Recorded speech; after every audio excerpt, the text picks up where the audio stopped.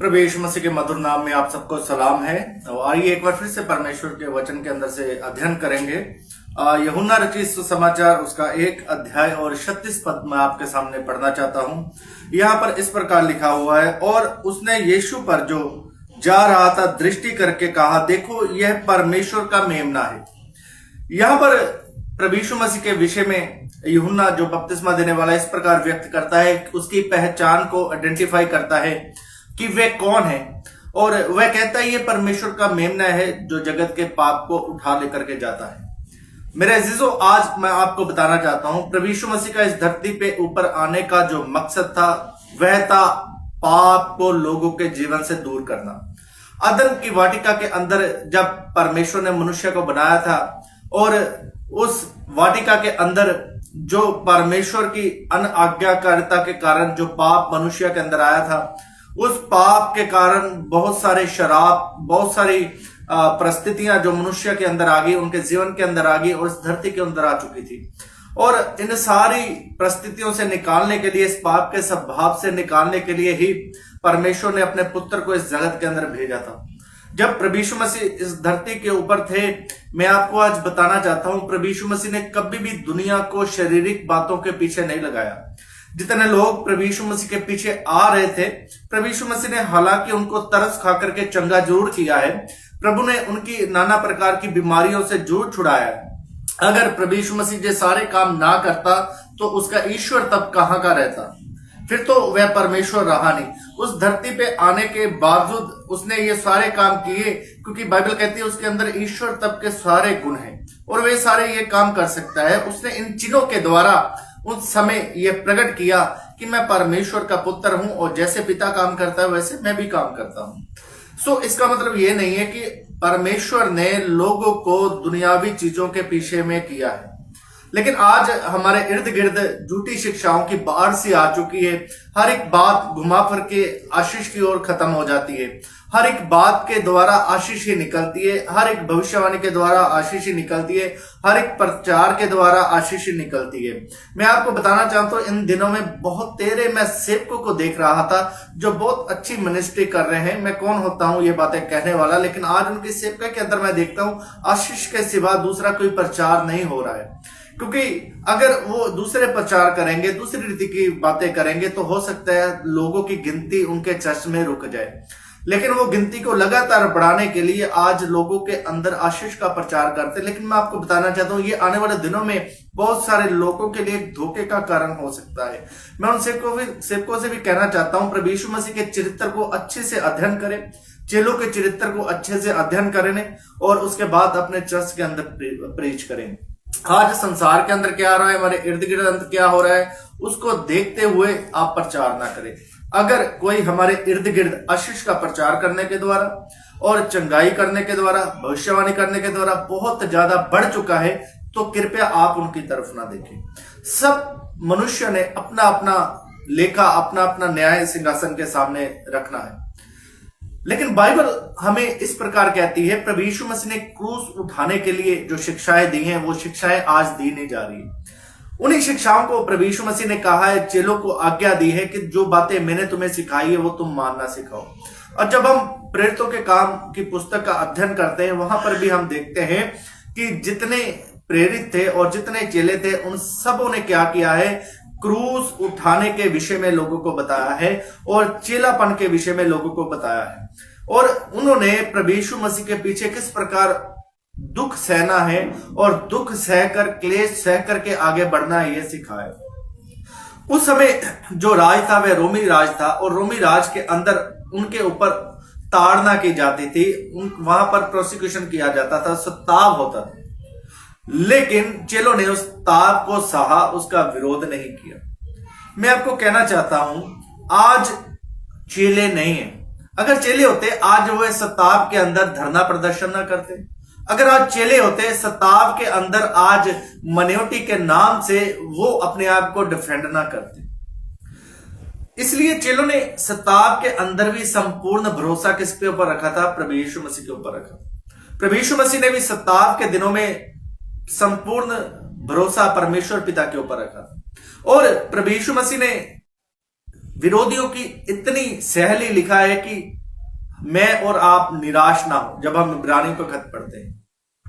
लेकिन आज मैं और आप क्या प्रभु यीशु मसीह का उस क्रूज को उठाकर के आगे बढ़ रहे हैं, या हम अपनी फैसिलिटी या कंफर्ट जोन के लिए जैसा हमें अच्छा लगता है उस प्रकार का प्रचार आज लोगों को दे रहे हैं। इन अंतिम दिनों में मैं आपको कहना चाहता हूं, बहुत सारे विश्वासी भी ऐसे हैं जो केवल और केवल उसी प्रचारकों को पसंद करेंगे जो उनके लिहाजे से प्रचार करें।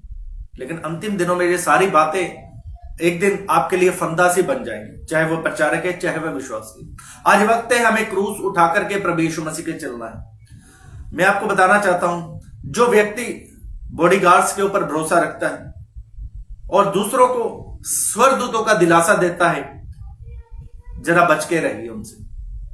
बाइबल कहती है पेड़ अपने फलों से पहचाना जाता है। जिनके पास खुद स्वर्गदूत है और संपूर्ण भरोसा परमेश्वर पर नहीं है, वो आपको किस बात में शिक्षित कर सकता है? मैं आपको कहना चाहता हूं, संसार के अंदर बड़े बड़े मंत्री, हमारे पंजाब के अंदर और दूसरे स्टेटों के अंदर आप देखना, इतनी सिक्योरिटी उनके पास होती थी, फिर भी वो मारे गए। और आपके पास जो रखे हुए बाउंसर है, मैं आपको कहना चाहता हूं, क्या वह दूसरों पर गोली चलाएंगे? अगर वो दूसरों पर गोली चलाएंगे सेल्फ डिफेंस में, ये तो हत्या है और बाइबल कहती है हत्यारे परमेश्वर के राज्य में प्रवेश नहीं करेंगे। तो ये बाउंसर फिर किस बात के लिए? हत्या यदि पाप है, हिंसा यदि पाप है, प्रभु यीशु मसीह कहता है तुम्हारी एक गाल के ऊपर कोई चपेट मारता है तो दूसरी के आगे करना, चाहे वो अन्य जाति है चाहे वो क्रिश्चियन है। दोनों लिहाजों में आप पाप नहीं कर सकते, दोनों को मार नहीं सकते, दोनों की हत्या नहीं कर सकते, दोनों के ऊपर हाथ नहीं उठा सकते। तो फिर ये बड़ी बड़ी पिस्टलें लगा करके बॉडीगार्ड क्यों रखना है? क्यों? केवल विश्वासियों को डराने के लिए नहीं, अपनी पॉपुलैरिटी बनाने के लिए, दूसरों से भिन्न दिखने के लिए। ऐसा ना करें। ये अंतिम दिनों में बहुत तेरे लोगों के लिए फंदा बनने वाला है। प्रभु यीशु मसीह जब इस धरती के ऊपर थे, उसने खोई हुई भेड़ों को ढूंढा, उसे प्रचार किया, उन्हें वचन सिखाया, प्रभु यीशु मसीह के पीछे परमेश्वर के साथ उसका रिलेशन बनाना सिखाया। और चेलों ने भी इसी प्रकार किया, लोगों को प्रभु यीशु मसीह का क्रूस उठाकर चलने के लिए सिखाया, दुख सहना सिखाया, लोगों को आशीषित भी किया। प्रेरित पौलुस के साथ बहुत सारे रिच पर्सन रहते थे, आप बाइबल को ध्यान से पढ़ोगे, बहुत सारे व्यापारी पौलुस के साथ चलते थे, बहुत सारे बिजनेसमैन, रिच पर्सन और अच्छी अच्छी पदवियों पर बैठे लोग पौलुस के पास थे। लेकिन पौलुस ने कभी भी इस प्रकार नहीं किया जो आज इस धरती के ऊपर हो रहा है। मैं आपको कहना चाहता हूं, प्रभु यीशु मसीह इस धरती के ऊपर केवल और केवल इसीलिए आए हैं, वह मेरे और आपके अंदर से पाप निकाल करके मुझे और आपको परमेश्वर के साथ जोड़ना चाहते हैं। जो संबंध अदन की वाटिका के अंदर खत्म हो चुका था, उस संबंध को वह फिर से बनाना चाहता है। और वह है संबंध पिता और पुत्र का, वह संबंध है संतान का। लेकिन आज आपको वचन ना बता करके आपका सही संबंध परमेश्वर के साथ बनाया नहीं जा रहा, क्योंकि इन लोगों को केवल और केवल भीड़ चाहिए, प्रभु यीशु मसीह नहीं चाहिए। इन लोगों को केवल और केवल पॉपुलैरिटी चाहिए, केवल और केवल नाम और फेम चाहिए, पैसा चाहिए, धन चाहिए। ये बाइबल की सेवा नहीं। उन्हें वो नहीं चाहिए जो प्रभु यीशु मसीह कहता है, जो इज्जत है वो एकमात्र परमेश्वर की ओर से मिलती है। आज कितने सेवक हैं जो अपने आप को मैन ऑफ गॉड कहलाते हैं, बड़े बड़े पास्टर कहलाते हैं, लेकिन अगर आप उनके बारे में कुछ बोलो तो अपने आप को वो डिफेंड करते हैं और आप लोगों को, उनके चेले चपाटे आप लोगों को थ्रेट देते हैं, धमकियां देते हैं। प्रभु यीशु मसीह ने ऐसा कभी नहीं किया। अगर आप सच में मैन ऑफ गॉड हो तो आप अपने आप को एक सच्चे परमेश्वर के हाथ में सौंपे और परमेश्वर आपकी तरफ से बोले, that is the word of God saying. यही परमेश्वर का वचन कह रहा है। आप अपने आप को सच्चे एकमात्र परमेश्वर के हाथ में सौंपे। पहली बातों में बहुत सारे सेवक ऐसे ही थे, परमेश्वर उनकी तरफ से बोलता था। लेकिन आज बड़े बड़े मैन ऑफ गॉड कहलाने वाले, रेड कारपेट पर ऊपर चलने वाले, वे आप अपने आप को डिफेंड करते हैं वचन के द्वारा। मैं आपको फिर से कहना चाहता हूं, प्रभु यीशु मसीह का इस धरती पे ऊपर आने का मकसद था पाप उठाना। वह जगत का मेमना पाप उठाकर लेके जा रहा है। और उसके बाद, पाप उठाने के बाद जो दूसरा नंबर 2 स्टेप है, वो है प्रभु यीशु मसीह की शिक्षाओं को प्राप्त करना और स्वयं का स्वभाव और अपने आप का जीवन प्रभु यीशु मसीह की तरह बनाना है। यही प्रभु यीशु मसीह का मकसद था और यही मकसद वह पूरा करने के लिए उसने कलीसिया को बनाया। इस कलीसिया के अंदर अब मेरा और आपका जो स्वभाव है वह प्रभु यीशु मसीह के जैसे बनना है। यही प्रभु यीशु मसीह चाहते हैं। प्रभु यीशु मसीह ये हरगिज नहीं चाहते मैं और आप दुनिया जैसी बातें बने। बाइबल के अंदर लिखा है संसार के सदृश ना बने। मैं आज आपको कहना चाहता हूं, आज आराधना के अंदर मौज मस्ती घुस चुकी है, आज आराधना के अंदर एंजॉयमेंट घुस सका है, लेकिन आराधना का सही मतलब है कि परमेश्वर को स्तुति देना, परमेश्वर को पूजना, उस ईश्वर की जय जयकार करनी। लेकिन आज आराधना के अंदर मस्ती के अलावा, एंजॉयमेंट के अलावा और कुछ रह नहीं चुका है। आपको शारीरिक क्या करना है, प्रसन्न करना है, यही आज आराधना बन चुकी है। लेकिन सही आराधना ये नहीं है मेरे अजीजों। इन्हीं बातों के साथ आज के संदेश को मैं समाप्त करना चाहता हूं। छोटे संदेश के द्वारा परमेश्वर आपको आशीष करे। Praise the Lord. जय मसीह।